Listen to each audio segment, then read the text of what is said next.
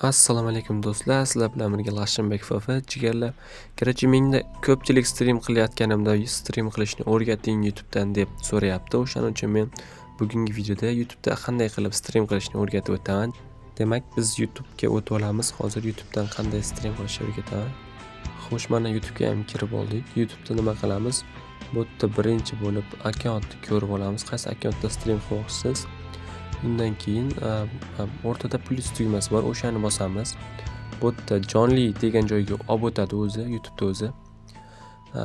YouTube olib o'tgandan keyin mana bu yerda qalamcha bor. O'sha qalamchani bosamiz.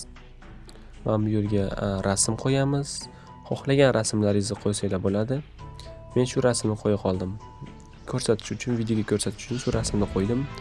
Undan keyin bu yerga tag yozamiz. Xohlaganlaringizcha. Free Fire bu xohlagan narsangizni yozasizlar. Pastga tushib, mana bu o'yinni bosib, mana bu yerga qanaqa o'yinda stream qilyapsiz, o'shani yozasiz. Free Fire deb. Mana men yozdim va Free Fire tanlab qo'yasiz. Keyin davom etishni bosasiz. Bu so'rayapti, bu bolalar uchunmi deyapti. Yo'q, bolalar uchun emas deymiz bu streamni. Undan keyin davom etamiz. Xo'sh, streamni boshlaymiz. Davom etamiz. Bitta ilova ustidan ochish yoki butun ekran.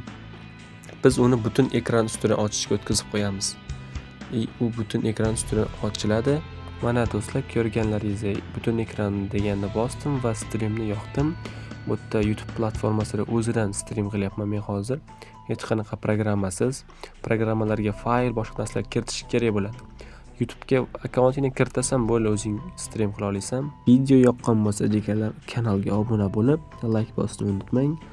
Aytgancha do'stlar, yana har kuni biz YouTube'da stream qilyapmiz. O'sha stream davomida turnirlar va obunachilarimizga podarkalar jo'natamiz. O'shalarga agar siz ham qatnashmoqchi bo'lsangiz, jigarim, kanalga obuna bo'lib, IDingizni kommentariyada qoldiring. Men o'zim sizlarga dursa tashlayman chat. Hammaga rahmat, obuna bo'lish esdan chiqmasin chat.